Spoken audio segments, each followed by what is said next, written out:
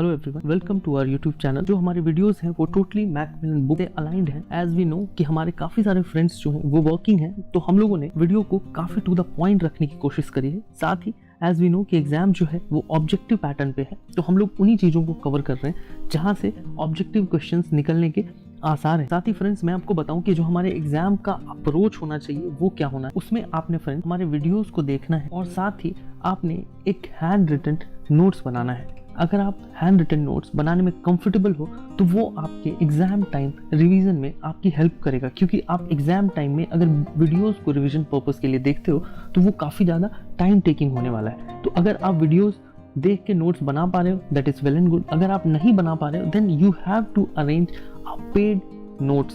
Friends again I repeat, you have to arrange a paid notes. It must not be from us, लेकिन आपके पास कहीं से भी एक पेड नोट्स होना चाहिए। You should not rely on any free floating content. So friends what we are offering is our e PDF notes plus MCQs. So friends आज हम लोग Indian economy and Indian financial system के module A के unit 8 को पढ़ने वाले हैं। ये एक इंपॉर्टेंट यूनिट है, यहाँ से काफ़ी सारे क्वेश्चंस बनने के आसार होते हैं।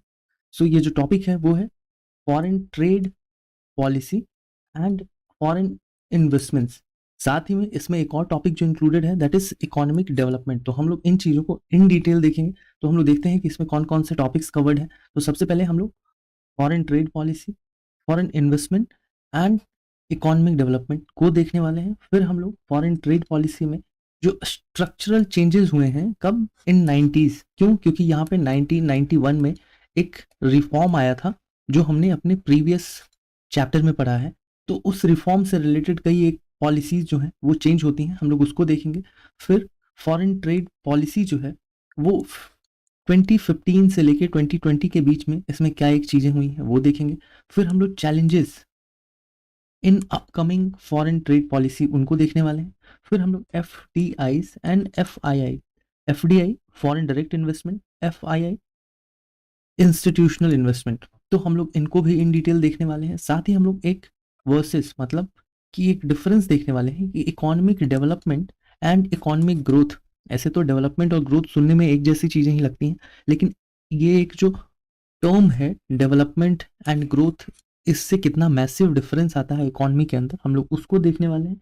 एंड द लास्ट की इम्पोर्टेंस ऑफ इकोनॉमिक डेवलपमेंट, क्योंकि हमारा जो टॉपिक है वो इकोनॉमिक डेवलपमेंट के आसपास चलने वाला है। तो हम लोग इसको भी देखेंगे कि एज ए डायमेंशन इसकी क्या वैल्यू है हमारे इकोनॉमी में। तो हम लोग सबसे पहले टॉपिक स्टार्ट करते हैं।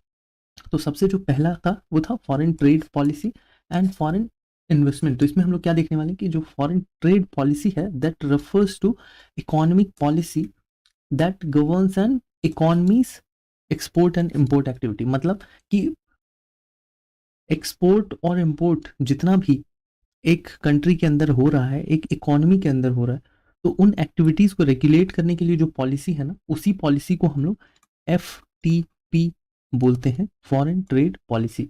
अभी देखिए कि जो इकोनॉमिक पॉलिसीज है वो क्या है कि economic policies such as foreign trade policy, ये तो एक हुई, और दूसरी फॉरेन इन्वेस्टमेंट पॉलिसी। ये दोनों क्या है, very critical component of economic process. क्यों? क्योंकि देखिए फॉरेन ट्रेड पॉलिसी जो है इसमें क्या है कि इम्पोर्ट और एक्सपोर्ट हो रहा है।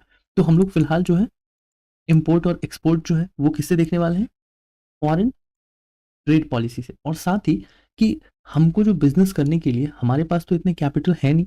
क्यों? क्योंकि हमने अपने प्रीवियस वीडियोस में ऑलरेडी पढ़ा है कि हमारी जो कंट्री थी वो सोने की चिड़िया थी, बट अंग्रेजों के जाने के बाद हमारे पास इतना कुछ बचा नहीं। ये सारी चीज़ें हम लोग ऑलरेडी अपने प्रीवियस वीडियोस में देख चुके हैं। तो उसकी वजह से क्या है कि हमको इन्वेस्टमेंट की ज़रूरत थी। इन्वेस्टमेंट मतलब कि हमारे पास आइडियाज़ हैं, हमारे पास हमारी कंपनीज थी, बट कंपनीज के पास उनके शो को रन करने के लिए पैसे नहीं थे। तो वो पैसे कहाँ से आएंगे? तो उसके लिए बहुत सारे NRIs, बहुत सारे फॉरेनर्स जिनके पास एम्पल मनी है, मतलब ज़्यादा पैसे हैं, दे वर विलिंग टू इन्वेस्ट। तो वो जो है वो यहाँ से होता है फॉरेन इन्वेस्टमेंट पॉलिसी के थ्रू। तो ये जो चीज़ें हैं ये बहुत क्रूशियल है, ऐसा इसमें बताया जा रहा है। और इनको मिला के क्या बोलते हैं, इनको बोलते हैं इकोनॉमिक पॉलिसी। तो इकोनॉमिक पॉलिसी को लेके एक क्वेश्चन अगर आता है तो वो यही आएगा कि यहाँ पे फॉरेन ट्रेड पॉलिसी लिखी होगी, वहीं पे ऑप्शन में आपको फॉरेन इन्वेस्टमेंट पॉलिसी दिया होगा, और एक दो ऐसे दिए होंगे which is no way related to economic policy. तो फिर आपको वहाँ ऑड वन आउट को पिक करना है। अभी यहीं पे कि वेल प्लान्ड फॉरेन पॉलिसी जो है that helps to the local economies output and nations prosperity. मतलब कि जो फॉरेन पॉलिसी है, अभी हम लोग सारी ही चीज़ों को जो है वो अपने प्रीवियस वीडियो से रेफर करने वाले हैं। हम लोगों ने देखा था कि फॉरेन से जैसे ही हमारी डिपेंडेंसी फॉरेन प्रोडक्ट्स के ऊपर बढ़ती है, और साथ में क्योंकि आपको पता है अभी फॉर एग्जांपल कि जो चाइनीज सामान है that is very easily available और at a remarkable price it is available in India. तो लोग जो हैं वो they are tend to Chinese products. लेकिन अभी गवर्नमेंट जो है वो क्या कर रही थी, वो ड्यूटी बढ़ा के, मतलब कि टैक्सेस बढ़ा के उन प्रोडक्ट्स के ऊपर उन प्रोडक्ट्स को महंगा कर रही थी, जिससे कि हमारे लोकल प्रोडक्ट्स को मदद मिले। तो वही है कि वो जो फॉरेन पॉलिसी है उसको गवर्नमेंट को कुछ अच्छे से प्लान करना है, जिससे कि जो हमारे लोकल इंडस्ट्रीज हैं दे शुड सर्वाइव। अभी हम लोग नेक्स्ट देखते हैं कि फॉरेन पॉलिसी जो है उसमें स्ट्रक्चरल चेंजेस क्या आए इन 90s। तो 90s मतलब हम लोग पहले देखने वाले हैं, इसको दो पार्ट में स्प्लिट कर रहे हैं। One is prior to 1991। तो इसमें क्या था कि देखिए, पहले जो था कि economy was protected with high tariff and taxes, मैंने बताया, क्योंकि सबसे पहले जो थी वो कौन आई थी, ईस्ट इंडिया कंपनी। इन्होंने आके हमारा बंटाधार कर दिया और ये एक कंपनी की ही तरह आए थे।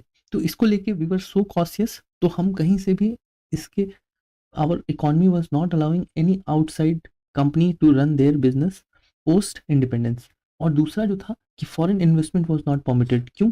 अगेन वही बात कि जो ईस्ट इंडिया कंपनी आई उन्होंने क्या किया, पहले उन्होंने पैसा इन्फ्यूज करना शुरू किया।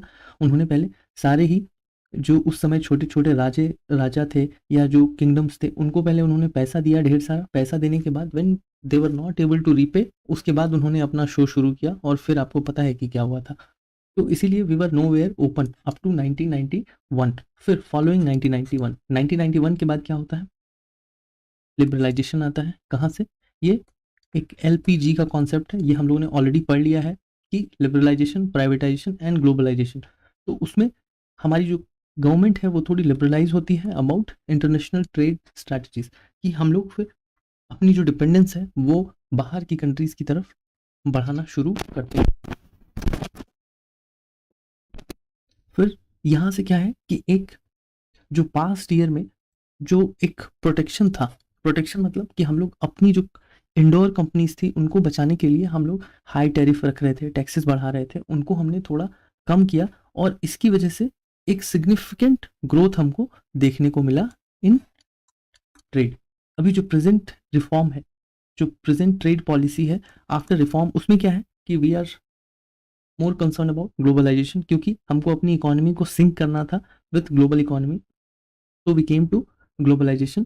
फिर हमने अपने इंडस्ट्रीज को स्ट्रेंथन करने के लिए एक कॉम्पिटिटिवनेस को जन्म दिया। वो कैसे हुआ? क्योंकि when we were open economy, बाहर से भी कंपनीज आ रही हैं, तो बाहर से जो कंपनीज जिस बेंचमार्क पे काम कर रही हैं, whatever however they are performing, so that was the challenge to match their bar. तो इसके लिए एक कॉम्पिटिटिव इन्वायरमेंट आया और our companies have also started performing outline. उसके बाद क्या था कि 1991 में एक इशू हुआ था, वो क्या था, बैलेंस ऑफ पेमेंट वाला सिनेरियो। तो उसमें क्या हुआ था कि हमारा जो फॉरेन रिजर्व था वो काफ़ी कम था, हमारे जो बेसिक नीड्स थे हम लोग उनको भी पूरा नहीं कर पा रहे थे। बट हमको जो हमारे नए रिफॉर्म वाली पॉलिसी थी उसके बाद ये सारे इश्यूज हम बहुत ईजिली अवॉइड कर पा रहे थे। अभी हम लोग देखते हैं कि 2015 से 20 के बीच में जो हमारी ट्रेड पॉलिसी है वो कैसे चली। तो हम लोग 15 से 20 का एक हाईलाइट देखते हैं। तो देखिए कि 15 टू 20 के बीच में क्या हुआ कि जो increasing export of goods and services जो है वो हमारे लिए बहुत एडवांटेजियस था, और यहाँ हम लोगों ने मेक इन इंडिया को प्रमोट किया। मेक इन इंडिया मतलब क्या है कि हम अपनी सेल्फ डिपेंडेंस की तरफ जा रहे थे, कि हमको करना ये है कि हम इम्पोर्ट एंड एक्सपोर्ट, मतलब कि पहले हमारा जो था वो क्या था कि import and export both were somewhere at equilibrium. लेकिन फिर 15-20 के बीच में हमने क्या किया कि हमारा जो एक्सपोर्ट है वो इंक्रीज हो जाता है। क्यों? क्योंकि हमने मेक इन इंडिया को फॉलो किया। तो मेक इन इंडिया में क्या है कि जो इम्पोर्ट वाली चीज़ें थी वो ड्रास्टिकली डिक्रीज हुई, क्योंकि हम काफ़ी सारी चीज़ें खुद ही बनाने लग गए थे और हम इतनी ज़्यादा अमाउंट में बना रहे थे कि we started exporting more and more. तो ये जो है ये वन ऑफ द हाईलाइट है फॉरेन ट्रेड पॉलिसी 15-20 के बीच की, जिसमें हमने अपना एक्सपोर्ट रेशियो जो है वो बढ़ाया। अभी यहाँ पे क्या है कि FTP 15-20 जो है इसमें 2 स्कीम्स थे। अभी ये 2 स्कीम्स क्या है, ये एक इंपॉर्टेंट क्वेश्चन है फ्रेंड्स, यहाँ से एक क्वेश्चन अगेन पिक हो सकता है। वो था merchandise export from India scheme, MEIS। तो ये MEIS स्टैंड्स फॉर व्हाट, ऐसा भी एक क्वेश्चन आ सकता है। और ये रिलेटेड किससे है, तो this is related to export of specified goods to specified market. तो यहाँ पे क्या है, गुड्स की बात हो रही है, तो जब गुड्स की बात होगी तो वहाँ मर्चेंडाइज, और वहीं पे हम लोग services export from India scheme SEIS, इसमें क्या था, increasing export of notified services. तो जहाँ सर्विसेज की बात है वहाँ सर्विसेज, जहाँ गुड की बात है वहाँ मर्चेंटाइज जैसे भी इसको बोल लीजिए वो है। तो फिर यहाँ हम लोग आगे देखने वाले हैं कि the measure has been adopted to increase the procurement of capital goods from indigenous manufacturers. Indigenous मतलब देसी, डोमेस्टिक, कि जो इंडिया के अंदर के ही थे, under the EPCG scheme by reducing specific export obligation to 75% of the normal export obligation। तो हम लोग EPCG स्कीम क्या है जरा उसको भी देख लें। तो जो EPCG स्कीम है friends, that is, just a second, EPCG है वो है एक्सपोर्ट प्रमोशन कैपिटल गुड्स। अभी इसमें क्या है कि scheme which allows an exporter to import the capital goods including spares for pre-production, production and post production at zero custom duty for exports. मतलब इसको अगर हम लोग आसान भाषा में समझें तो वो ये कि हमको कई सारे, अगर हम कुछ भी मैन्युफैक्चरिंग कर रहे हैं then everything can not be available with us. तो कुछ एक चीज़ें जो है वो अगर हमको अवेलेबल नहीं है and if we are procuring it from outside, तो उसमें क्या है कि जो ड्यूटी लगती थी वो ड्यूटी को कम कर दिया गया है ताकि हमारी जो मैन्युफैक्चरिंग है वो बूस्ट हो सके। तो यही जो कॉन्सेप्ट है that is EPCG scheme. Again friends, आप अपना जो, आई होप आप नोट्स बना रहे होंगे, अगर आप नोट्स बना रहे हैं तो जहाँ भी मैं मार्क करता जा रहा हूँ आप इनको नोट करते जाइए, because it is going to help you in exam. आप उस टाइम मेरे को याद करोगे कि मैंने ऐसा कुछ कहा था, अदरवाइज अगर आप वीडियो को रिविजिट करेंगे then that is going to be time waste for you. So friends, अगर आपको यहाँ तक वीडियो अच्छा लग रहा है तो आप हमारे वीडियो को लाइक कर दीजिए, हमारे चैनल को सब्सक्राइब कर दीजिए, क्योंकि अक्सर ऐसा होता है कि आप सोचते हैं कि वीडियो अच्छा जा रहा है, I do it at last, लेकिन लास्ट में आप भूल जाते हैं। बट अगर आप ऐसा करते हैं then that will motivate us to do more and more. फिर हम लोग अभी यहीं आगे आते हैं कि measure has been taken to boost the export of defence and high tech items. तो ये जो चीज़ें हुई हैं इनका जो प्राइम फोकस है that is to boost export. अभी हम लोग देख रहे हैं कि चैलेंजेस क्या हैं जो अपकमिंग FTP में होने वाले हैं और उनको कैसे एड्रेस करना है। तो देखिए, अभी जो है 1520 जो है वो थर्ड टाइम के लिए अभी एक्सटेंड हो गया है till March 22 to provide stability to exporters during pandemic. आपको भी पता है कि अभी बीच में वी हैड वन शॉक जो पेंडेमिक आया उसकी वजह से। तो अभी कुछ एक इश्यूज हैं जिनको हम नीचे एड्रेस करने वाले हैं। तो पहले देखिए कि India needs to diversify its trading partners. कि पहले ये है कि हम कुछ एक लिमिटेड लोगों के साथ बिजनेस कर रहे हैं, but now we need to diversify, मतलब हमारे जो पार्टनर्स हैं वो ज़्यादा होने चाहिए। ऐसे ना हो कि कुछ एक कंट्रीज़ के साथ हम काम कर रहे हैं। For example we are doing business with China, अभी चाइना में लॉकडाउन लग गया, तो चाइना में अगर लॉकडाउन लग रहा है तो it will impact us heavily. So better कि वी शुड डाइवर्सिफाई, हमारे पार्टनर्स ज़्यादा होने चाहिए, यूरोप में होने चाहिए, अफ्रीका में होने चाहिए, जिससे कि अगर एक जगह कुछ चीज़ें हो रही हैं तो उसका इम्पैक्ट जो है वो सीवियरली हमारे ऊपर ना आए, कुछ दूसरे जगह हों जहाँ पे हम अपना बिजनेस कर पाएँ और we can handle the shock.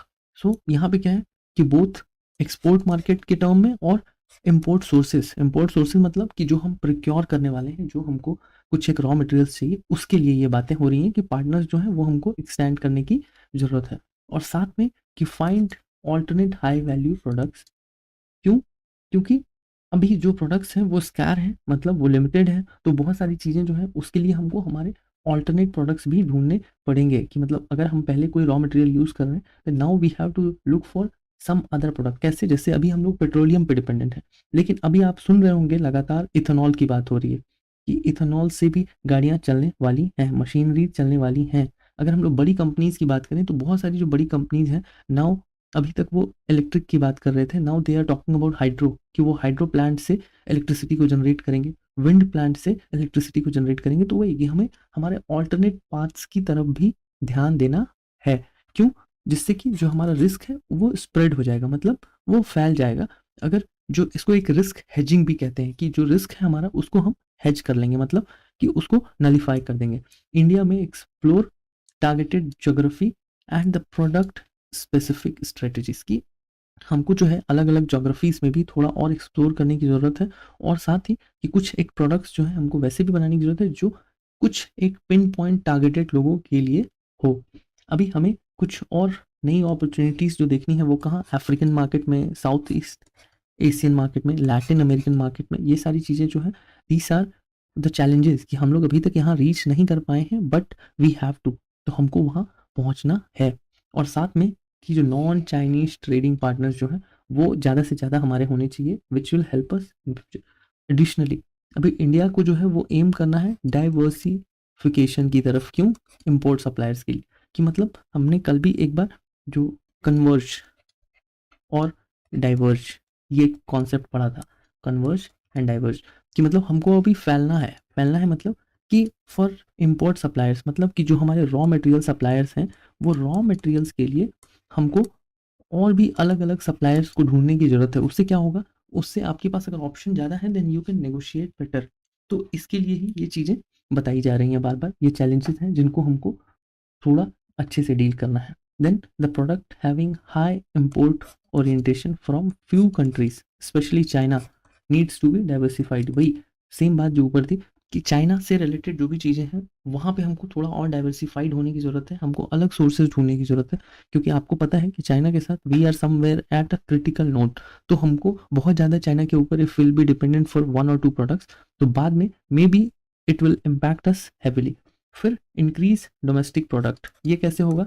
ये होगा मेक इन इंडिया से, और इसके ऊपर हम लगातार काम कर रहे हैं। फिर land and labour law reform, ये भी हो रहा है। स्पीडी इन्वायरमेंटल क्लियरेंसेस, ये भी चल रहा है। और alternative payment mechanism among others new FTP 22 to 27। तो ये सारे जो चैलेंजेस हैं इनके ऊपर थोड़ा थोड़ा काम चल रहा है, बट ये यहाँ इसीलिए पढ़ना है क्योंकि इन चीज़ों का कहीं ना कहीं हमारी इकोनॉमी के ऊपर डायरेक्टली इम्पैक्ट है। अभी हम लोग देखने वाले हैं FDI एंड FII, ये दोनों में बेसिकली क्या डिफरेंस है। तो FDI आपको पता है, हम लोग बार बार पहले भी पढ़ चुके हैं, अभी फिर से देखते हैं कि it is an investment made in a country, in context of India हम लोग बात करते हैं, in a country means India, by foreign investor. Foreign investor मतलब हम लोग देखने वाले हैं USA, ये एक एग्जाम्पल की बात हो रही ऑफ एन कंपनी, ये यूएसए की, या तो यूएसए या यूएसए की कोई कंपनी हो सकती है, to control the ownership of an entity. कैसे? टू इन्वेस्ट इन इक्विटी, मतलब उनके शेयर में इन्वेस्ट करके। तो कंपनी क्या करेगी, यूएसए की, यूएसए कंपनी ये क्या करेगी, ये इंडिया की जो कंपनी है उसको अगर फॉर एग्जाम्पल कि 100 रुपीज़ की रिक्वायरमेंट है, ₹100 की रिक्वायरमेंट है, तो ये कंपनी 100 रुपीज़ देगी और साथ में इनसे 30% ऑफ स्टेक होल्डिंग ले लेगी। आप कह लो कि शेयर होल्डिंग जो है वो ले लेगी। तो यही जो है वो बेसिकली FDI है।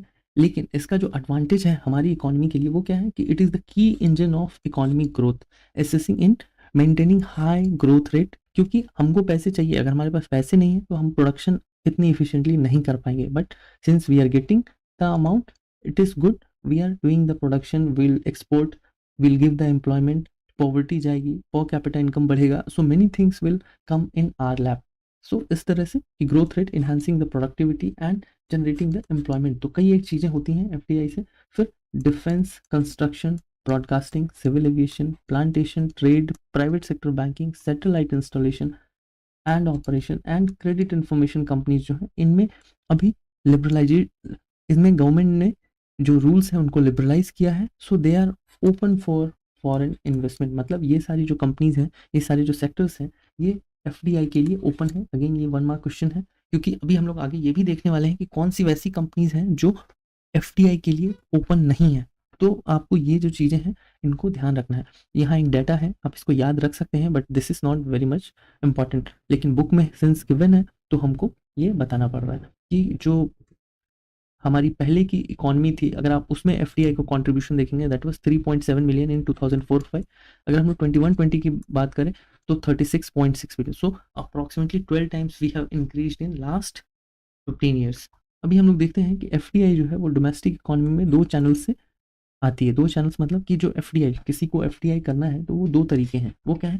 First is automatic route, second is the government route. नाम से ही पता लगा है कि ऑटोमेटिक जो रूटिंग है उसमें क्या है कि without prior approval of government और RBI। गवर्नमेंट के अप्रूवल की ज़रूरत नहीं है।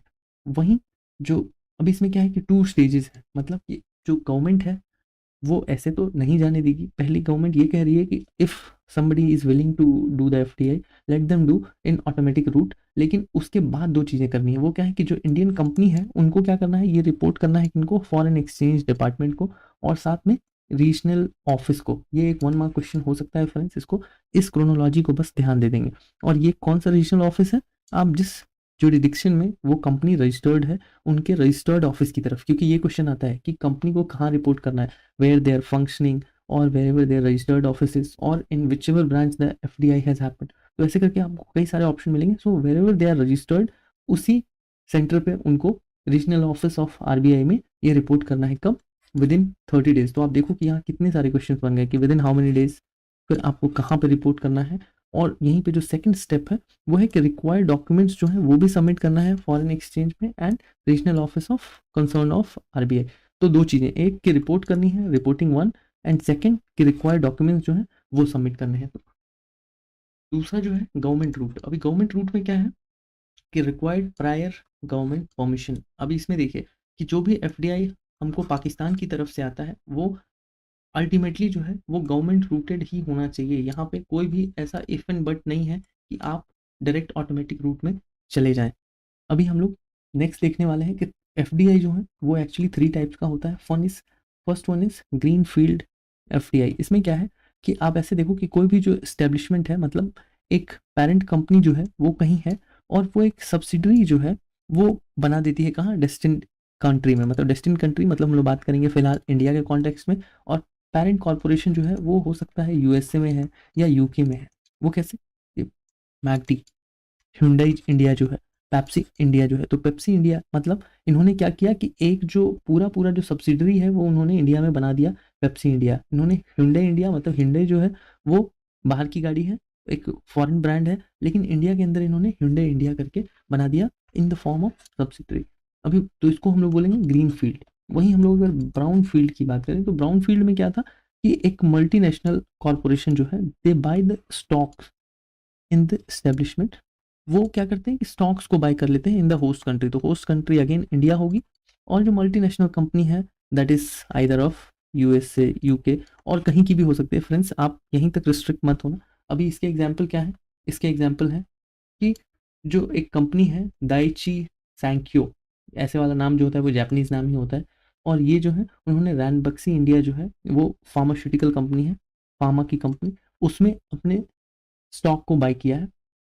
अभी हम लोग तीसरा जो देखेंगे वो जॉइंट वेंचर। जॉइंट वेंचर जो है वो आपको बहुत ज़्यादा पता होगा, क्योंकि जो इंश्योरेंस कंपनीज हैं, either it is life insurance, general insurance, या फिर क्रेडिट कार्ड, तो ऐसी कंपनी जो है फ्रेंड्स, ये सारी ही कंपनी जो है ना, ये एक्चुअली जॉइंट वेंचर पे काम करती हैं। तो जॉइंट वेंचर मॉडल में क्या होता है, एक फॉरेन कंपनी और एक जो इंडियन कंपनी है वो joint up to share the investment, technology, profit and so on. जैसे हीरो होंडा, अब तो ये दोनों अलग अलग हो चुके हैं। या फिर हम लोग किसी भी दूसरे कंपनी की बात करें, कोई भी एक अगर हम लोग देख लेते हैं, HDFC लाइफ, तो यहाँ 2 अलग अलग कंपनीज हैं। हम लोग बात करते हैं DHFL प्रोमेरिका, ये एक लाइफ इंश्योरेंस कंपनी है, लाइफ इंश्योरेंस कंपनी। तो इसमें क्या है, DHFL जो है वो, जो हमारे को पता है, DFL पहले IPL को स्पॉन्सर करती थी, दीवान हाउसिंग फाइनेंस, दीवान फाइनेंस लिमिटेड। और प्रोमेरिका जो है वो एक फॉरेन कंपनी है।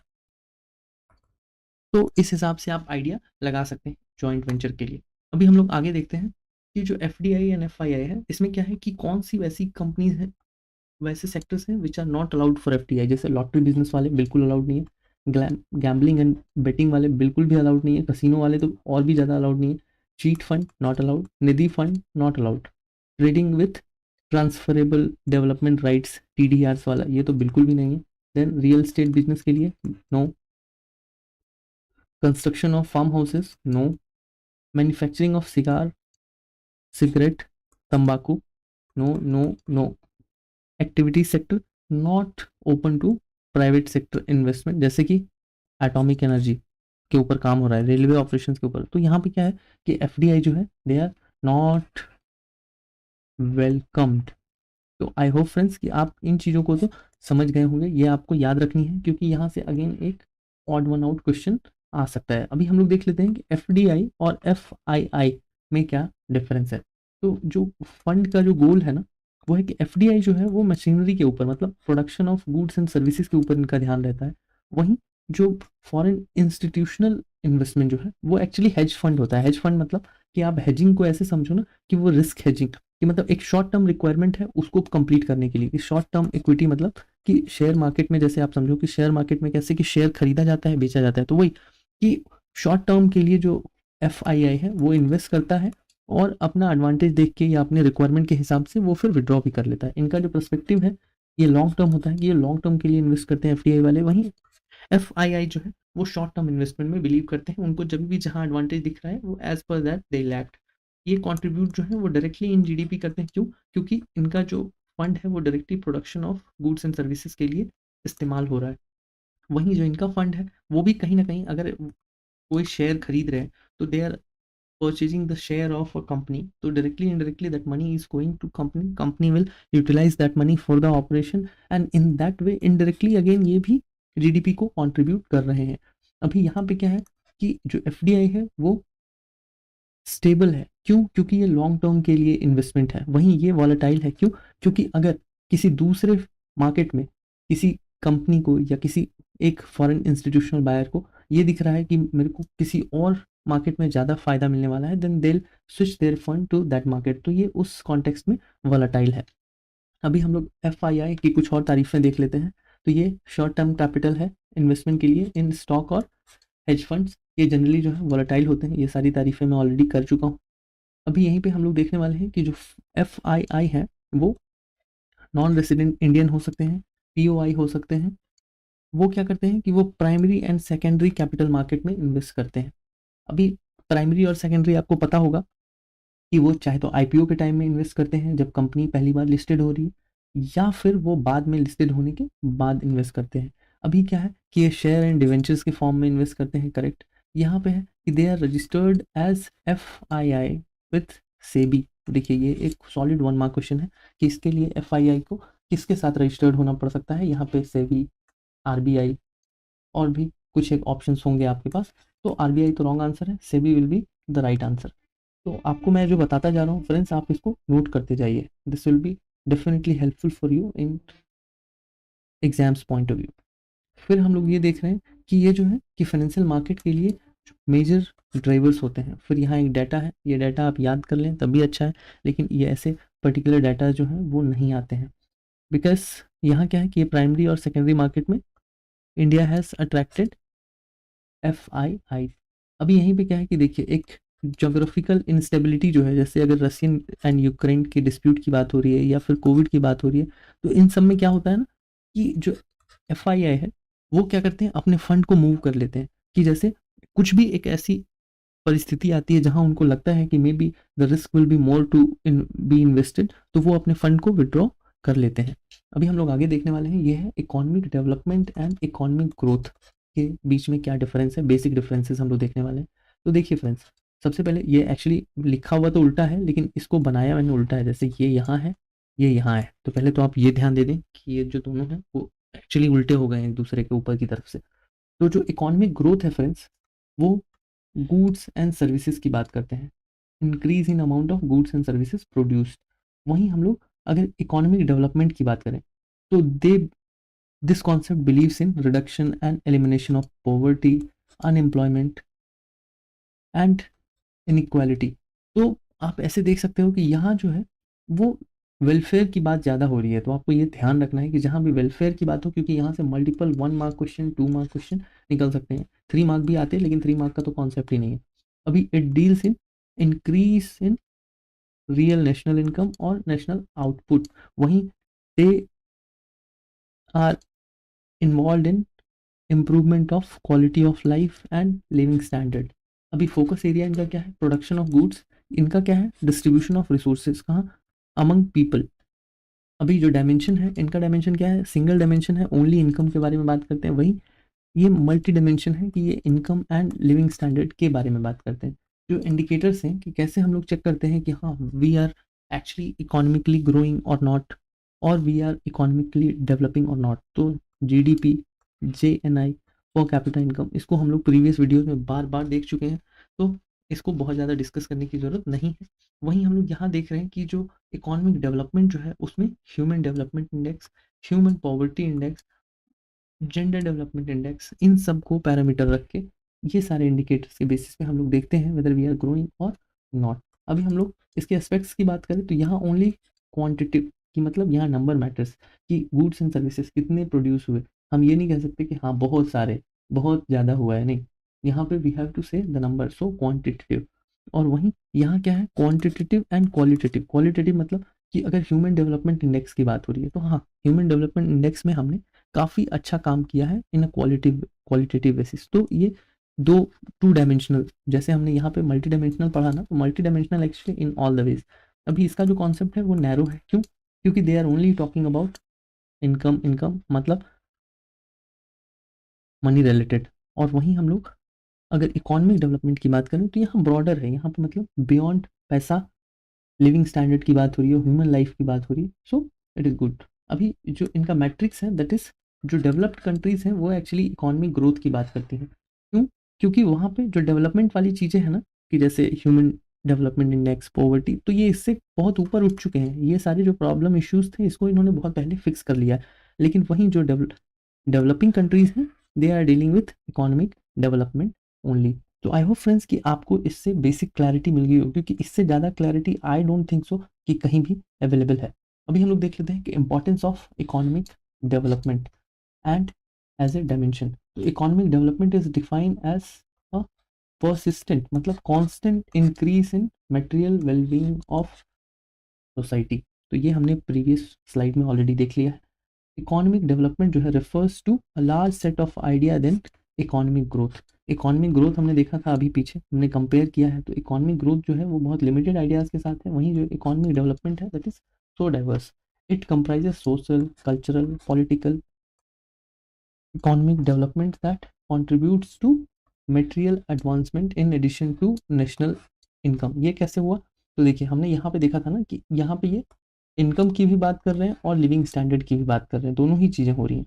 तो वही कि दे आर नेशनल इनकम की तो बात कर ही रहे हैं, साथ में वो ये सारे सोशल, कल्चरल, पॉलिटिकल, ये सारे ही एजेंडाज को क्लियर कर रहे हैं। और इनके जो इंडेक्सेस हैं वो हमने ऑलरेडी पहले से ही देख लिया है, human development index, gender related index, poverty index, infant mortality index, literacy rate. तो ये सारी चीज़ें हैं। यहाँ से अगेन ये 1 मार्क क्वेश्चन निकल के आता है कि इंडेक्स कौन कौन से होते हैं। सो आई होप फ्रेंड्स कि इस वीडियो में हमने सारी ही चीज़ें कवर कर दी हैं जो हमारे मैकमिलन बुक में गिवन है।